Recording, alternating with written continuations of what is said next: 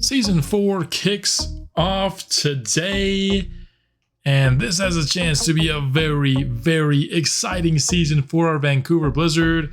As you can see up on that upper right part of the screen, we entered the season power ranked as the third best team in the NBA, which kind of goes along with my thinking that I said at the end of last episode. This could be a conference finals level team, and honestly, third's not even far away from potentially even being a finals level team this season. Before we hop into our opening night action against the Boston Celtics, I want to go over a couple of things, including the player mentorship that we will have for this season. Matisse Thybulle ended up being a decent enough option for Mago, so he's going to be on Mago, teaching him challenger, glove, and interceptor, just helping Ayrton Mago be a better defender. He's already an insane offensive player. Cameron McKnight will be helped out by Buddy Hield, just trying to make sure his shooting continues to progress. Albert Ellis will, of course, be mentored by Damian Lillard, limitless range set shot specialist and shifty shooter, is helping the man become a better shooter. Jalen Duren ended up not getting Drummond, and Victor Jackson did, just because if you look at Drummond's impact on Duren, I could show you here really quickly. It doesn't actually, like, look at this. It doesn't, he wouldn't even get close to actually getting a full badge. Whereas with Victor Jackson, we actually are getting like up to a full badge. So decided to get Victor Jackson a mentor over Jalen Duren for the season. And Alonzo Ball will be teaching Clayton Rodman, set shot specialist, dimer, and interceptor to try to help out with the steals. That's the mentorship situation. Now let's go ahead and talk about our lineup situation. And here's what we've got. For our starting lineup, Ellis, Christie, McKnight, Saramago, and Duren, the same starting lineup we used against Dallas last season. Alonzo Ball is pretty much turned into a shooting guard only, with Rodman going to be taking the backup point guard minutes. Ball will get 24, and Christie will get 24. They'll split the shooting guard minutes. Rodman will get 16 minutes off the bench. Jackson will get some center as well as some power forward minutes. I think the fact that Hardy did not develop at all in the offseason kind of phases him out of some playing time, and I want to at least get some sort of inkling of what Jackson at the 5 could look like. So I want to try that out. Or when Jackson and Saramago are on the court together, we could even put Saramago at the 5 in those spots. I think because we're using the Magic playbook, I'd rather have Saramago play power forward just to get those Paolo Banchero plays. But Josh Green will get 20 minutes off the bench, with McKnight getting 28. And then Duren and Ellis will get 32 minutes in the starting lineup. And then Saramago will lead us in minutes at 36 minutes a game. Let me know what you think of this lineup. I think it's pretty good, and everybody's getting about what they should per game. We have our 271 overall players. Rodman's getting more, of course, because he's a rookie and he has higher upside, whereas Hardy, we're just playing him for funsies. Really, I think backup center is going to be something that we have to look at. Unless Jackson looks good in those center minutes, then we could experiment with just a 9-man lineup with but the problem is we don't really have anybody else that can play backup 4. I mean, Josh Green, we could have be a combo forward, I guess, going forward, rather than a small forward / shooting guard. But anyway, this is what we're starting with. Let me know what you think of it, and if you think anybody should be getting more or less minutes. McKnight, you could always argue, should get more minutes, up to 32, but I think this is a pretty good starting point for the season, and that's what I wanted to show you for the for the team portion. But I also wanted to show you kind of around the league. Every couple of seasons, or maybe every few seasons, I like to show you kind of just where people are at, how people have been progressing. I wanted to do this during the player progression screen so you could see how many people everybody went up in the last offseason, but I totally forgot to. But Connor Wells, he's into his second year. He's up to an 80 overall. McCain has developed up to an 81. The Bucks, I mean, Judd Trent, I think he was, a 76 last year, so we got a massive boost. He was a big part of that Giannis trade. Matherin and Trent now with Koulibaly. That's kind of looking like an intriguing young trio for Milwaukee now. For the Bulls, I think they're kind of struggling here. They got a lot of free agents, kind of in that low 80s range. But they have some decent depth, just don't have a lot of star power here. Cleveland, they've still got their top four. It's still kicking here. Mitchell, Mobley, Allen, and Garland. What they're doing around them, they got Jalen Tyson up to an 80 at this point. Boston, who we'll be facing today, still has Tatum, Brown, Porzingis, White as, you know, the big four. Drew Holiday is down to a 77 at this point, so he's not quite the same. They might even be starting Peyton Pritchard, but that big four right there is going to be a lot to handle. They don't sim very well because of their lack of depth in 2K. That's just how it goes. LA, of course, added Alan Larson. They still re-signed Zubats here, but I think they need to make a move to to bolster this team around Trae Young and Alan Larson, which I think is a duo that can start winning earlier than maybe expected. Memphis, Archie Bernard is up to an 89 overall with 14 badges. Obviously not as good as Ayrton Saramago, but this is still looking like a pretty dang good #1 overall pick heading into year 3 here. And so they've got kind of their big four here in Memphis. Atlanta, Zachary Rizache up to an 89 overall now. Dyson Daniels, 86. Lowry's still kicking. Esteban Gonzalez up to an 81 overall. They might start him this year. I would if I was them. Okongwu, you know, at 26, he kind of is what he is, but I'd be giving Esteban Gonzalez some opportunities if I was Atlanta. We got Jaime Jaquez up to an 85 overall at this point. Bam, Hero, and Jaquez, kind of the big three in Miami. Charlotte, I think a really intriguing team. They probably need to trade one of these point guards for a big. I think that would be a move. If I was Charlotte, I'd be making 3 of their top 4 players are point guards. But then, of course, you got Lawrence Barber, who they just took at #2 overall. And yeah, I think if you turn one of those point guards into a center, that's a really good looking team in Charlotte. Utah here, Keontae is up to an 86. I'm a Utah Jazz fan if you didn't know in real life, so I love seeing him getting up to some pretty good ratings here. They've got a plethora of guys between like 79 and 82. I think they need to maybe make one of those like 2 or 3 for 1 trades to try to maybe get a little bit more top end talent. Luka has Sabonis, who's down to 84, and then just not much after that. That's gotta be the worst depth maybe in the league behind Luka. And so that move going to Sacramento, not looking too good for Luka right now. But New York has Brunson and Bridges, and that team's not looking super deep either. LA, Jamal Morris Sr., heading into his second year, is up to an 88 overall. He's an insane defender, up to 12 badges on him as well. So that's looking pretty solid. AD, of course, still kicking it. But they need a little bit more help around the fridges here on this team. Orlando, Paolo, 91. Wagner, 87. Glenn Jackson, one of their draft picks, has gotten up to a pretty good starter. Still just kind of mostly a 2-man show here with the forwards there. Dallas, they look really similar, honestly.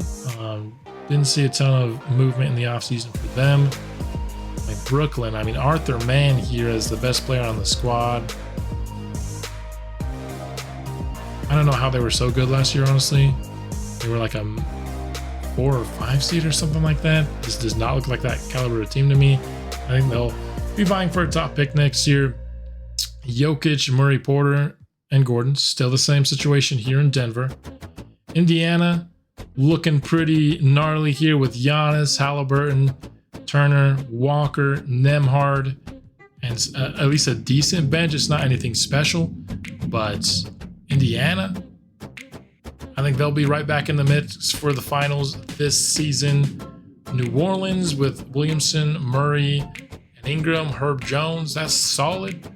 Kind of maybe playing level if you ask me. Detroit, Asar is up to an 88 overall. He and Cunningham are kind of the driving forces of this team. Toronto, they have Jalen Suggs, but only 3 players over 80 overall, and then of course led by Scotty Barnes.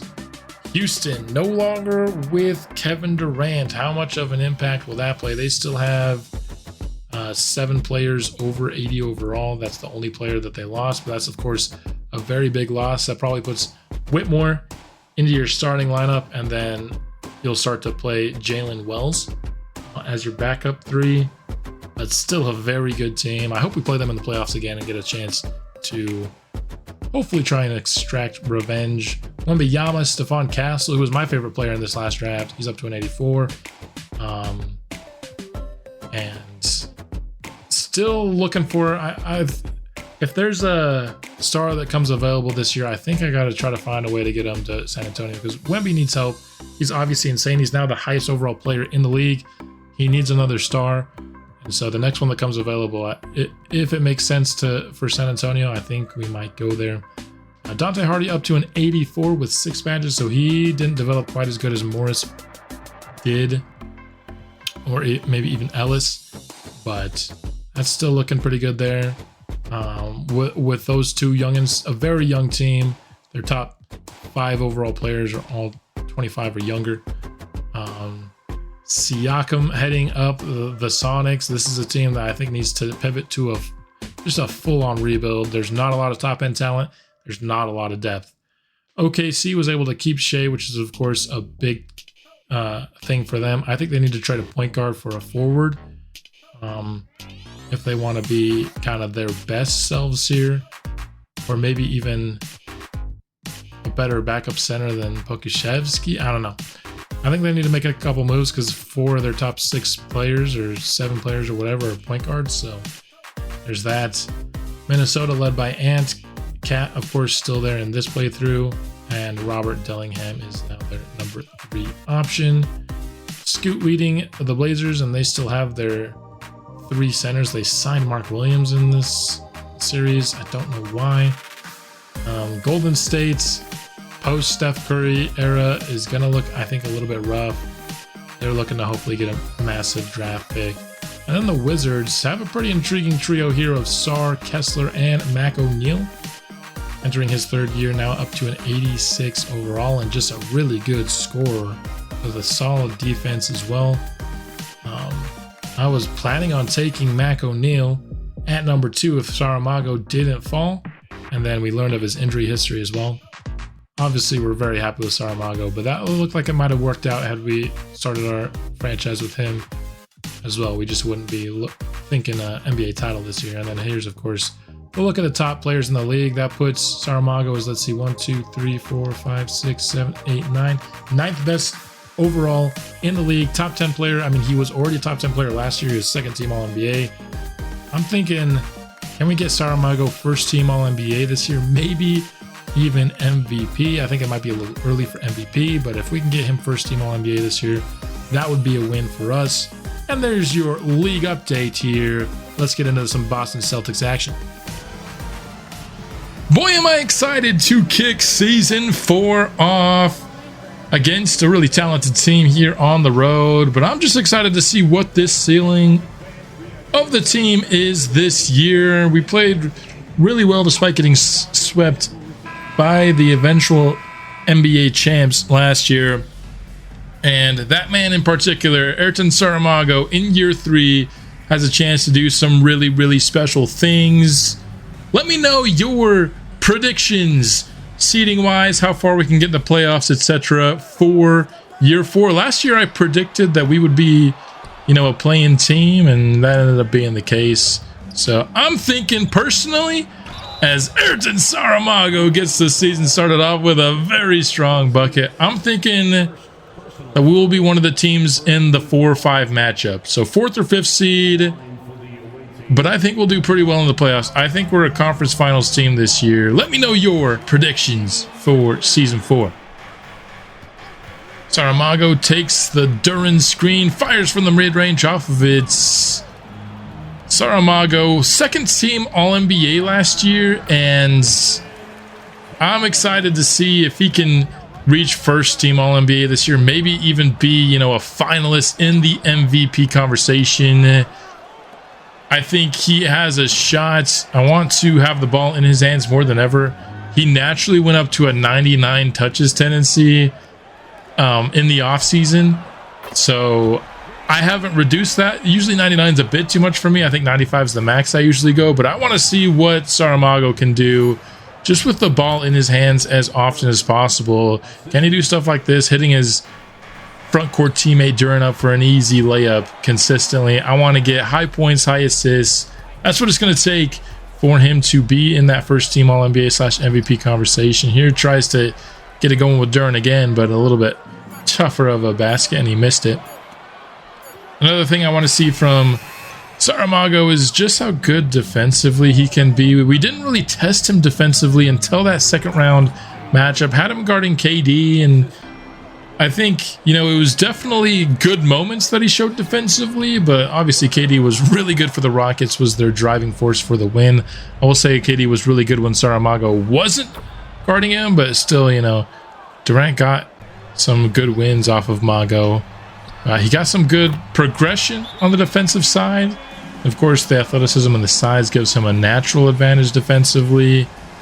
And if he can become a two-way star where, you know, we can really shut down a team's two best players between McKnight and Saramago, oh boy, watch out. I think our defense was overall pretty strong in the playoffs. It was really our offense that slowed down a lot, especially in that second series against Houston. Jabari Smith did a good job for the most part slowing Saramago down. We didn't have as many answers off of that. Albert Ellis's progression, I think, was really interesting for our team. He didn't get a lot in the way of progressing his badges from bronze to silver. Only one silver badge, but got a ton of bronze badges added. One that I wish he would have gotten was set shot specialist. And of course, we have Dame trying to get him that now, as looks like a playoff tradition of fouling three-pointers has continued here in the first quarter of our opening night game. I'm just really excited to see how this season goes. That's not an easy three there by Saramago, and he hits it anyway. Make that back-to-back triples for the Brazilian beast. Ties us up at 21 apiece. One other thing I will say is I've kind of had a busy, you know, Thanksgiving week between I went to the Eagles game in Los Angeles, which was, of course, an awesome Saquon game, but then I'm also out of town for Thanksgiving as well, so there might only be one or two videos for Thanksgiving week, but after that we'll be right back to kind of our normal scheduling, 3 episodes a week, until, of course, we get to the playoffs and etc., etc. But just in case you're wondering why there might not be a ton of videos coming out this week, that is why. I'm only spending like one day this week actually at my house, and I'm trying to do as much video content as I can during it. We'll just see how much I can get done. Strong finish there by Jalen Duren. Other news that I wanted to talk about, I have started a little bit of a rule set that I want to try and beta test for that subscriber-led franchise team that I want to try and test out probably in this series. If not, maybe I'll even create kind of another series where there's just a subscriber-led team on it.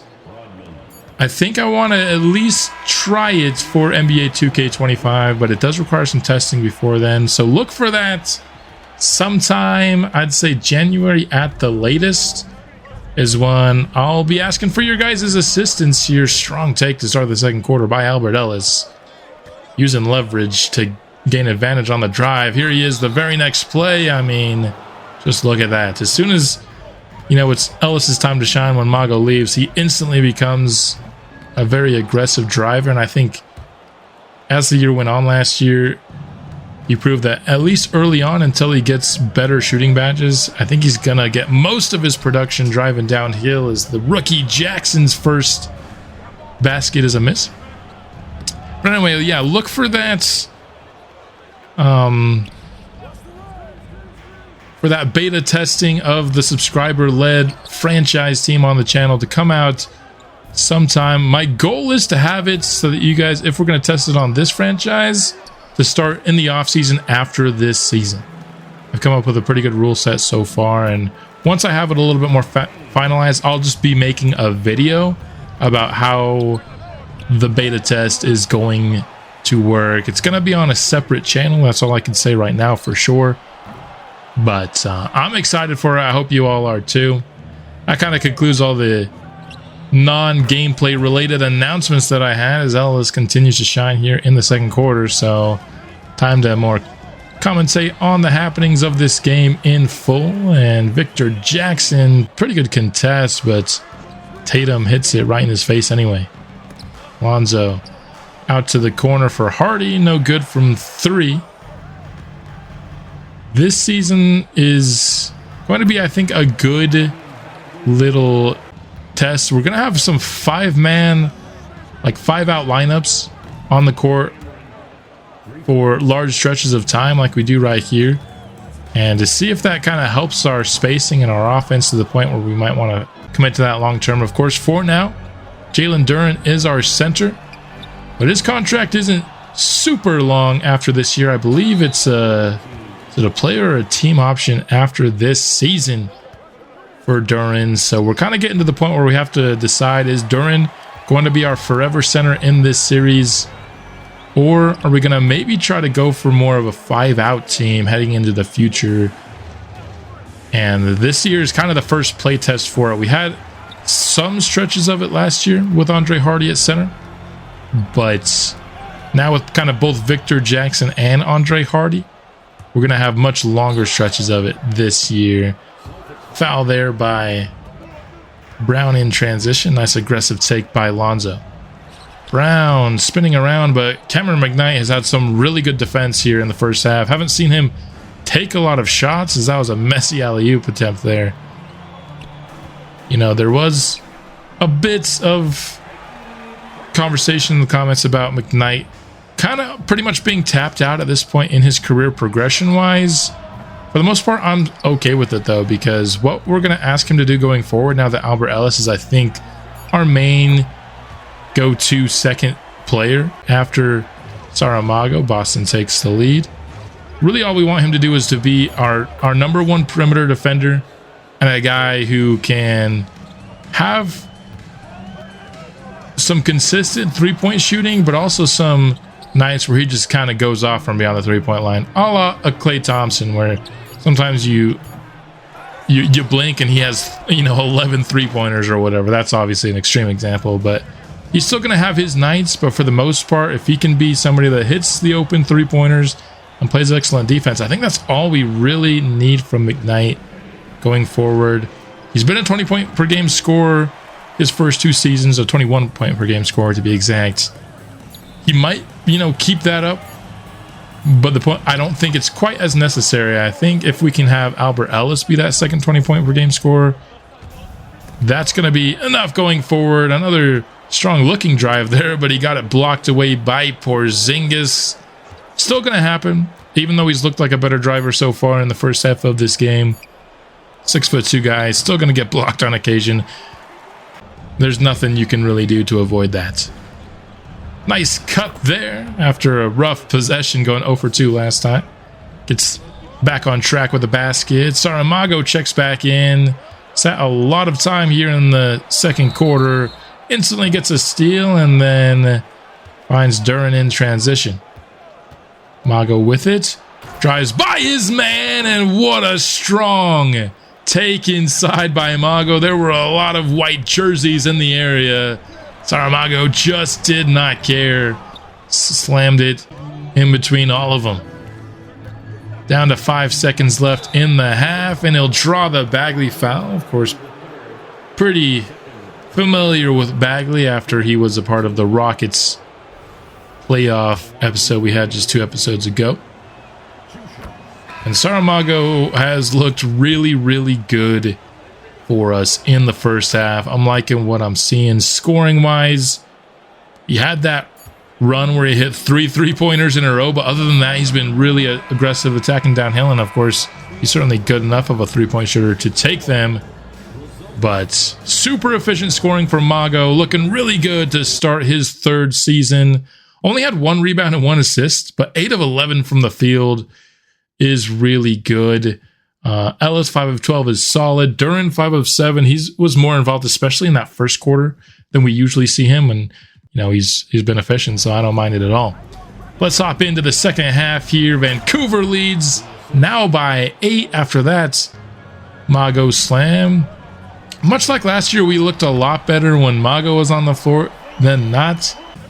I was hoping that we could be a little bit more self-sufficient without Mago, and that's just one half of basketball, but it was really kind of back and forth without Mago, and we've built our lead when our leader has been on the floor, and there he hits his fourth three of the ball game.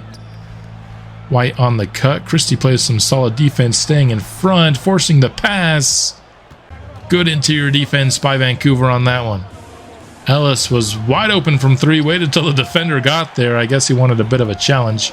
Ellis hasn't been great from beyond the arc in this game. Unfortunately, as he soars high for the steal there, Duren to McKnight up top, back to Duren. What a highlight transition play. That was awesome. But Ellis, I think he needs some of these badges to hit silver before he's really going to be a reliable shooter. I think in year 2, his downhill effectiveness might be his go-to way of getting to the basket, which is another point in favor of these 5-out lineups. Is right on cue. You see Duren taking a 3 there. Of course, he was forced into that one with the shot clock winding down. Just not a great possession by Vancouver, getting blocked twice and then resulting in a Duren 3 on the final shot. But Christie blocked again. It's a block party here in the third quarter for Boston. White, defended by McKnight, flings it over to Porzingis for the basket and is back down to an 8-point game. Christie comes off the double off-ball screen and hits it. The assist goes to Ayrton Saramago. Vancouver leads by 11. Brown driving in on McKnight. Some great defense again. McKnight's defense has been stellar in this game.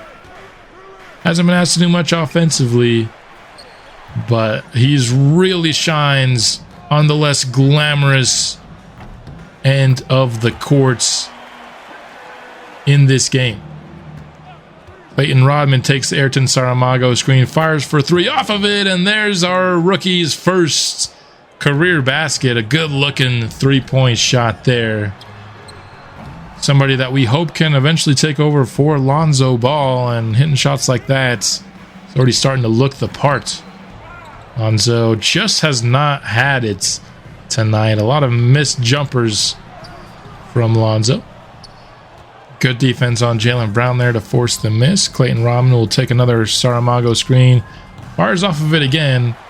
Kind of like his, I don't know what his jumper is, but it looks pretty smooth to me. I like it. Well, even though he missed on that last one. Mago pulls up for 3 in transition. Hits it and forces a timeout. Up to 30 points on the night for Ayrton Saramago. He's been excellent scoring against Boston, despite having a pretty tough matchup between either Tatum or Porzingis on him for pretty much the entire game. Those aren't easy guys to score against, and he's done a prolific job at it. Matched up in the post against Tatum. The fadeaway falls. Now it's an 18 points Vancouver lead as Saramago is just looking unstoppable. Here he gets the rebound, now going the other way.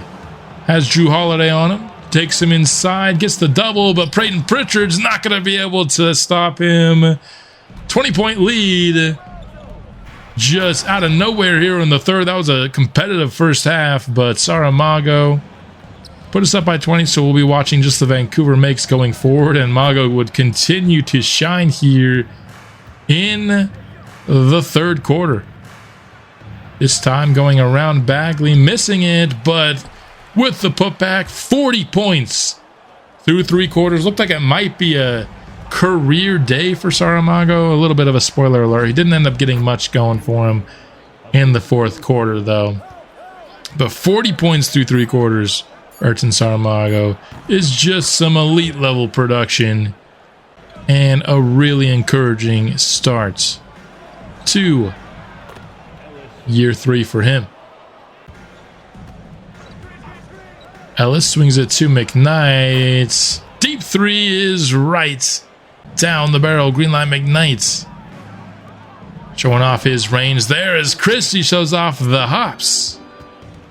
Taking that cut to the basket for the slam. Lefty finish by Ellis. He's had a couple of really tough lefty finishes in this game. I am impressed with his ability with that. You know, when he's not getting blocked to finish down low. Saramago would score there.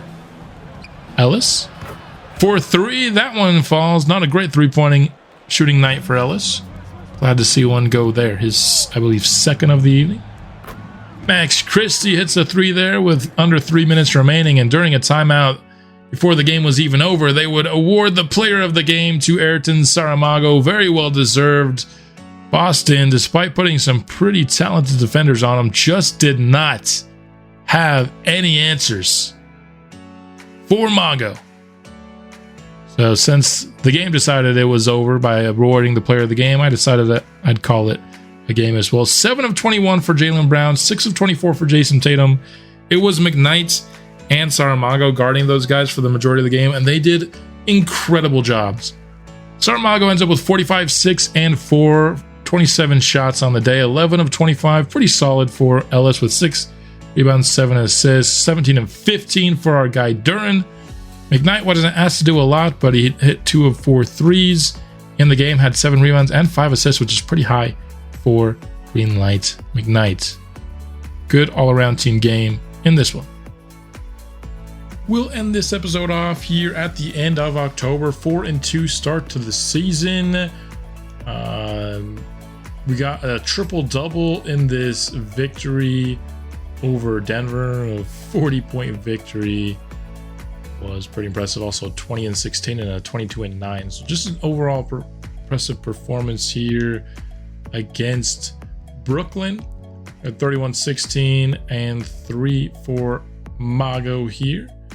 And McKnight was second in scoring with 17 points in this game. A lot of turnovers though. We had McKnight as our leading scorer in a 10-point loss to the Bulls. Another double-double by Duren. Also Saramago, of course.